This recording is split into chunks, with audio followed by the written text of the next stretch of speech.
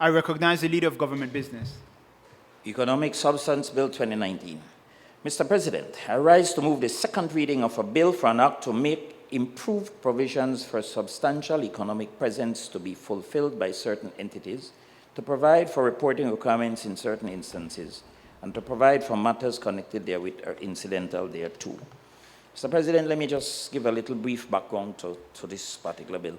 The Economic Substance Bill is a comprehensive bill in response to the ongoing requirements around countering harmful tax practices and agreed good tax governance standards set forth by the OECD Action Plan on Base Erosion and Profit Shifting, BEPS, and the EU Criteria 2.1 jurisdictions with preferential regimes and Criteria 2.2 no or almost no tax jurisdictions. Economic substance describes the operational reality of a corporate structure which has been put in place in order to optimize international tax obligations. This bill provides for the oversight of the IBCs that are either engaged in or of relevant activities as defined, or are entities that are regulated by the IFSC. The bill excludes the IBCs from economic substance that are neither. The bill is designed in a hub and spoke manner to allow for the consistent application of economic substance to future legislation related to other legal structures, as when required by the constantly evolving standards agreed on by inclusive global standard setting forum, such as the OECD's Forum on Harmful Tax Practices, the FHTP, and are dictated by the EU unilateralist approach. The Economic Substance Bill and the ancillary ones, the ones to follow, amendment bills will be submitted in final form, or has been submitted in final form to the EU Directorate General Taxation and Customs Union for pre-approval in terms of its adequacy in addressing the EU's Criteria 2.1 and 2.2 previously mentioned, in anticipation of the adoption of the House of Representatives and the Senate of Belize. Confirmation of assent is a precondition for review and approval by the EU Member States Code of Conduct Group Business Taxation, COCG, on October the 17th, and thereafter submission to the EU Council Economic and Financial Matters Affairs Council, ECOFIN, on November the 8th for final approval, and this is very important, and for the removal of Belize from the EU list of non-cooperative jurisdictions for tax purposes.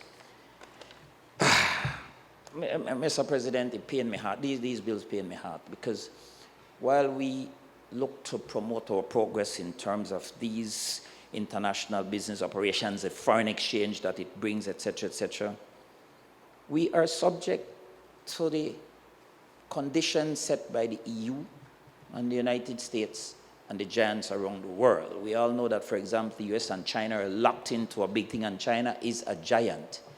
Our correspondent banking is at risk, our trade relations is at risk, etc.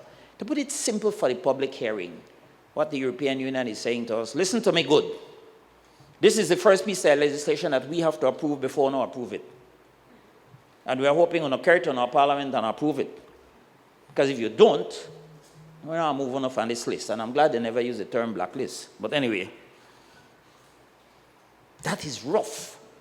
But our people had to travel over there and be going back and forth, because what they're saying is, look, these companies of ours, our companies, not pay any taxes in our jurisdiction. So they get away. They run to your jurisdiction and they don't pay no tax neither. So they get away. And then UNO come to us for economic aid. Please, collect taxes from anybody. Then that time you don't have to come to us for economic aid, or you come for less. And if you don't want to collect tax from them, then you have to pay the we. And they had gone further and said, you can't give them preference. You can't squeeze your local companies and give them free ride. So you have to balance that as well. I think that, in a nutshell, in a good cruel way, is the way I can put it. You agree with me, Senator? Senator Barnett, you agree with me? Financial economist. That is, in a nutshell, what we're asked to do today. So this particular bill, I could tweak out about 50 things, but I'm not going to attempt at all. Because in the cabinet, we couldn't tweak out nothing. And so here, we can't tweak out nothing. Because this is either go or no go. Let me just read the final point again. It says that what they're waiting for is that this bill and the ancillary ones which will come, all of them, will be submitted, or it has been submitted already to the EU, and they have said, okay, this is the bill we want. But they approve in anticipation of the adoption by the House of Representatives and the Senate of Belize. The House of Representatives already adopted it, we are asked to adopt it. And confirmation of this is a precondition for review and approval by the EU member states Code of Conduct, and for the removal of Belize from the EU list of non-cooperative jurisdictions for tax purposes. If we want to, for example, begin to use the yen or begin to use Chinese currencies, drop off the euro and drop off the US dollar, and if we want to ship our bananas, citrus and everything to China or North Korea and say to hell with you all, if we were big enough to do that, we could kind of sidestep this, but I don't see we have a choice. Thank you, Mr. President.